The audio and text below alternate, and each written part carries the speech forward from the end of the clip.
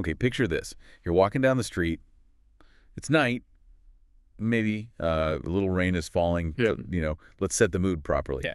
You reach into your pocket, but instead of pulling out this black slab of plastic and metal, you pull out a shard of pure light. It's just a clear, pristine slice of glass. But then it wakes up, data streams across the surface, maps are hovering in midair, and you can actually see the pavement through your emails. I love that image. It is straight out of Minority Report, or like basically every spy movie we've ever obsessed over. It is the ultimate science fiction trope, isn't it? The invisible interface, the technology that is, there when you need it and simply vanishes into the air when you don't. It's so elegant. It's beautiful. Incredibly elegant. And usually we look at that sci-fi stuff and we think, okay, cool, maybe in 50 years. But today, we're looking at something that claims the future is knocking on the door right now. We are talking about Huawei's OptiX.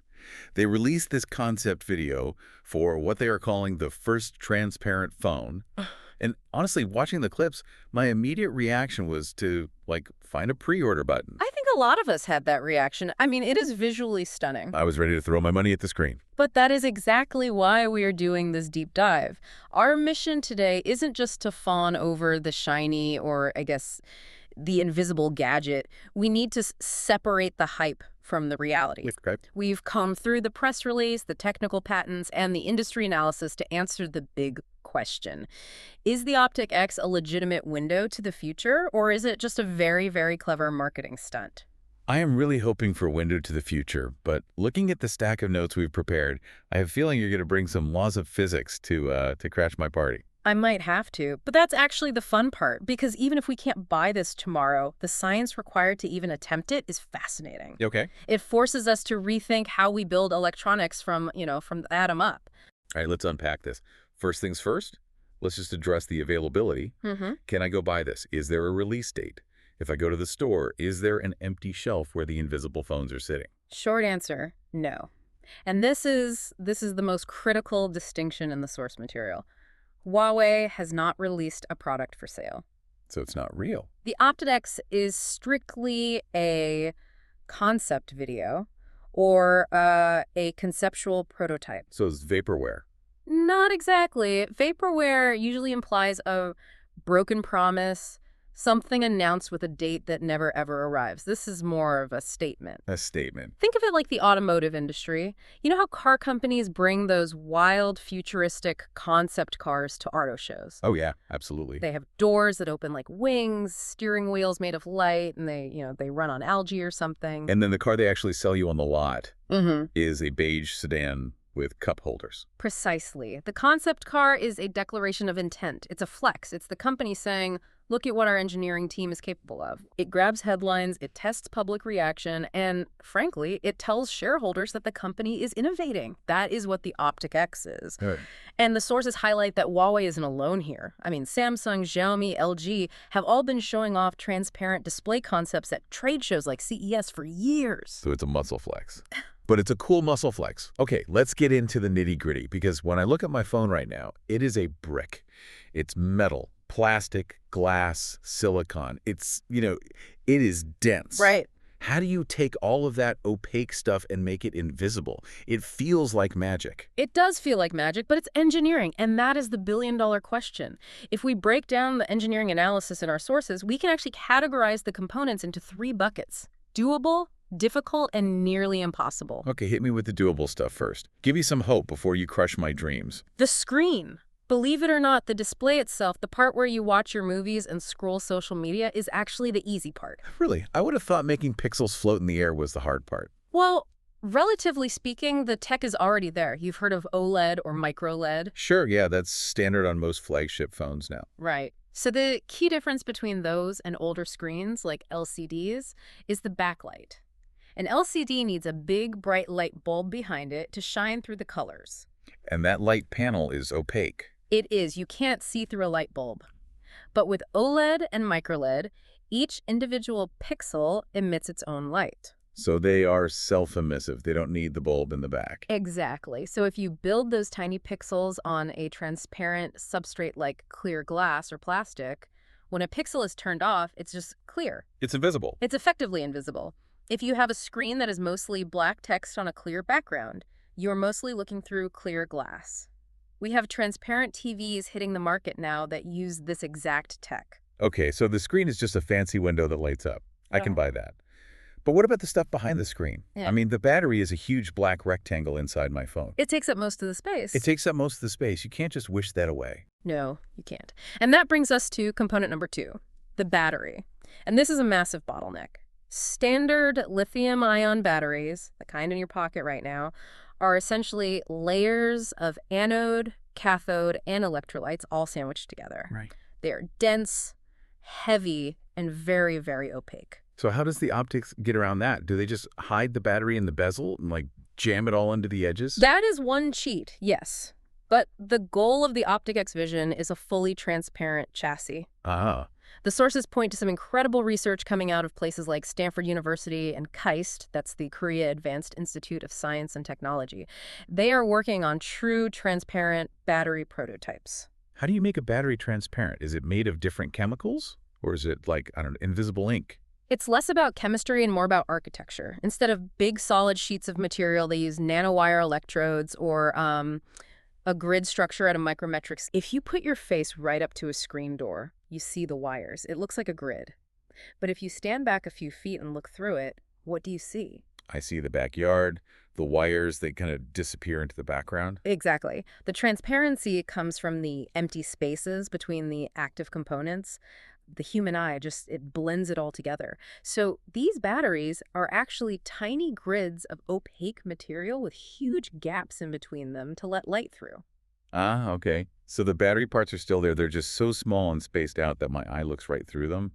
But wait a minute. If you have all those gaps, I can see the gears turning. You're spotting the problem. if you have all that empty space, that space where you don't have battery chemicals, doesn't that mean less power? You nailed it. That is the catch. Energy density. If you have 50% empty space to let light through, you have roughly 50% less capacity to store energy compared to a solid block. So my cool spy phone dies in about 2 hours. Or less. I mean, a transparent battery today likely wouldn't last very long powering a high brightness screen. You might get 20 minutes of cool spy phone usage before it turns into a very expensive, very clear paperweight. Which would be really embarrassing in a spy meeting. Hold on, guys. The fate of the world has to wait. My invisible phone needs a charge. It totally defeats the purpose. Yeah. So that's the battery. Technically possible, but practically weak. Then you have component number 3, the circuitry. The chips, the motherboard, the green stuff we see when we break a remote control. Right. Silicon chips and copper wiring are opaque. You can't see through copper. But the industry has a fascinating solution here, too. The sources highlight a material called indium gallium zinc oxide, or IGZO. IGZO, that sounds like a Godzilla villain. Yeah. IGZO destroys Tokyo. It does, doesn't it? But it's actually a transparent semiconductor metal oxide. It's already used in some high-end display backplanes to control pixels. Okay. The magic of IGZO is that it has a wide band gap. Okay, you're getting technical on me. Translate band gap for the rest of us. Without getting too, bogged down in quantum mechanics, it essentially means that visible light photons pass right through the material without being absorbed, but electricity can still flow through it. So it conducts electricity like a metal, but it acts like glass for light. That's wild. Exactly. So in theory, you could print your circuits with this transparent material. Or, similar to the battery, you try extreme miniaturization, making the opaque conductive lines so microscopic you can't see them with the naked eye. It's incredible that we are even talking about this as a possibility. It feels like we're rewriting the periodic table just to make a cool phone. We essentially are, but then we hit the hardest wall, the one that physics makes really, really difficult to climb. Uh-oh. Component number 4, the camera. Wait, why is the camera hard? It's a lens. Lenses are glass. Glass is clear.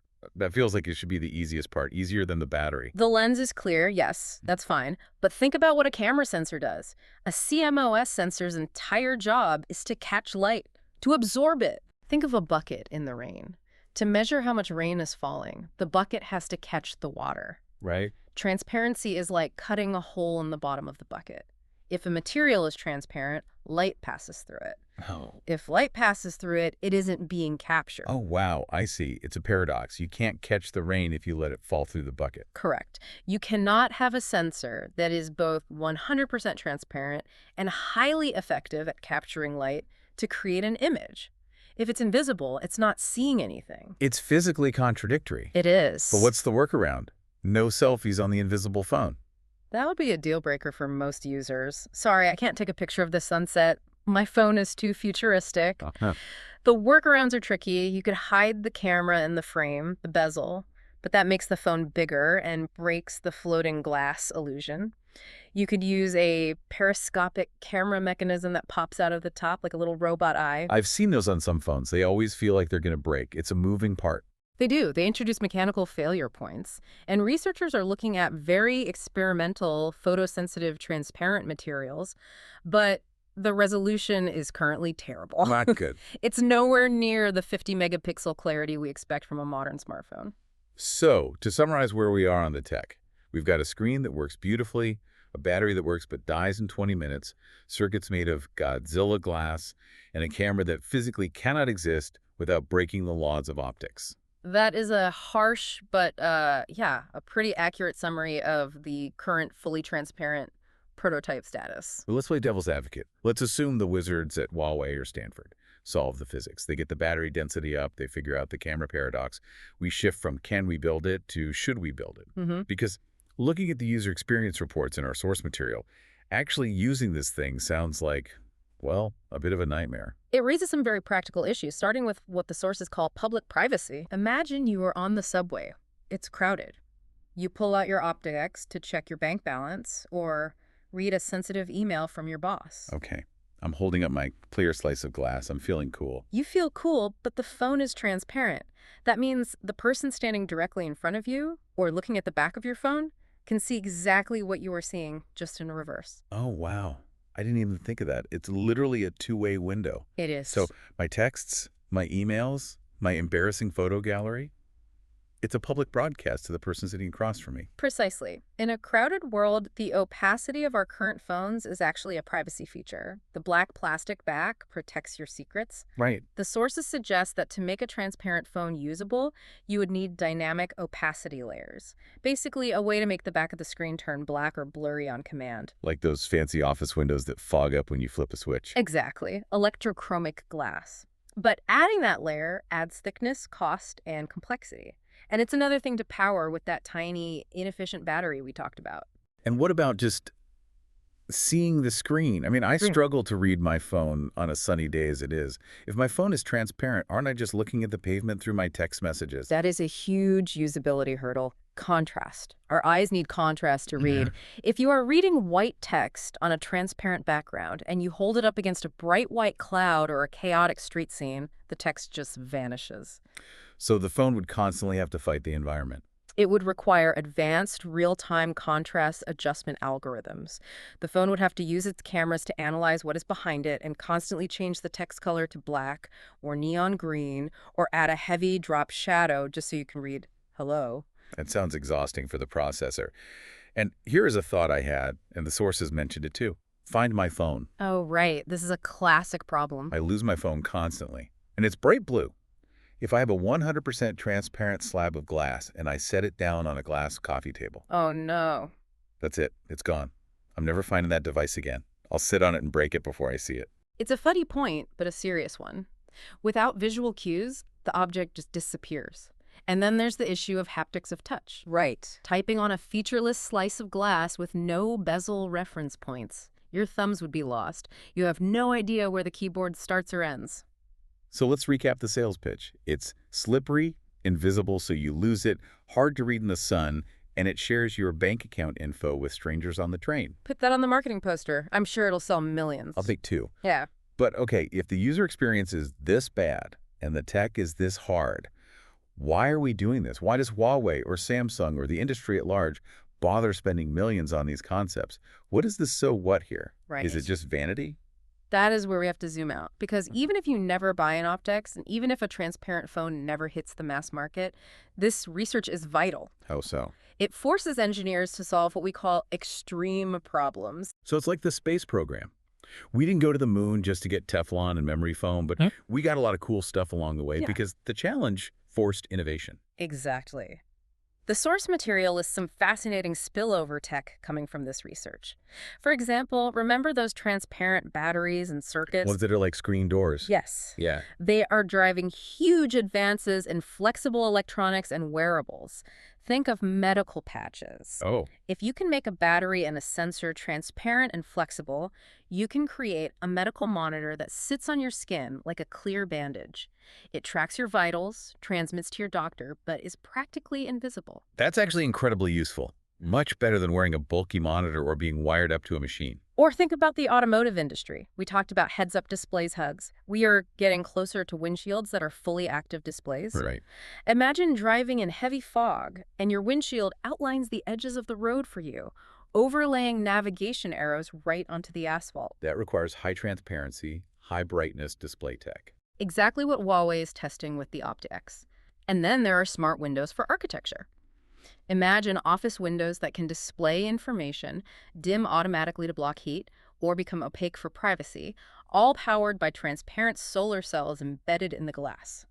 It seems like the goal isn't really a clear phone. It's about something bigger. It is. It's about changing surfaces. These sources connect this to the concept of ambient intelligence, or the Internet of Things. The ultimate role of technology for many futurists isn't a device you hold. It's technology that disappears. Disappears how? It just blends into the environment. If every surface, your window, your mirror, your car windshield, can display information when needed and then vanish when not, you don't need a phone anymore. The digital and physical worlds merge. This is often called augmented reality, but, without the clunky goggles. So the optic is just a stepping stone. It's a prototype for a world where the tech is invisible, but the capability is everywhere. Precisely. It's moving us away from looking at a screen to looking through the information. That is both beautiful and slightly terrifying. It usually is. So to wrap this up, the Huawei OptiX, it's not a launch, it's a vision. Correct. The technology for partial transparency exists. We have the screens. But a fully functional, 100% transparent device that performs like a modern flagship, we are facing massive hurdles in battery chemistry and optical physics. It's a look what we can do, not a look what you can buy. And it leaves us with some really interesting questions to chew on. The sources posed a few open-ended thoughts that I think are worth leaving the listener with. Let's hear them. First, a design question. If a device is invisible, where is its aesthetic identity? We buy phones because we like how they look, the color, the material, the brand logo. Right. If it's just a clear slice of air, how do you express style? That's true. You can't have a rose gold invisible phone. It forces design to be purely about the software, not the hardware. The hardware literally vanishes. Second, the etiquette question. We touched on this, but in a world of invisible screens, how do we handle digital manners? If I'm looking at you, am I listening to you? Or am I reading an email on a transparent screen floating between us? How do you know? Oh, I hate that. The eye contact ambiguity. We already have that problem with people wearing sunglasses, but this makes it ubiquitous. You never know if someone is present or digital. And finally, the technology race itself. What comes first? Do we invent a high-density, transparent battery that makes this phone possible? Or do we reach a point where batteries are obsolete because ambient wireless charging is so good that the phone just pulls power from the air? Now that is a deep dive for another day. Wireless power everywhere would solve the battery problem by removing the battery entirely. It would. And if you remove the battery, the transparent phone becomes a lot easier to build. You just need the screen and the chip. My brain is officially full. But this is why I love these topics. We started with a cool video of a glass phone, and we ended up questioning the future of architecture, social etiquette, and the very nature of privacy. That's the power of these concept devices. They make us ask the right questions. They push the boundaries of what we think is possible. Absolutely. So next time you see a flashy tech announcement that looks too good to be true, try looking at it with that X-ray vision. Ask about the battery. Ask about the physics. Understand the difference between a cool render and a working prototype. But hey, keep dreaming about that sci-fi future, because clearly the engineers are dreaming about it too. Just don't put your invisible phone down on a glass table. Never doing that. Thanks for taking the plunge with us on this deep dive. We'll catch you next time.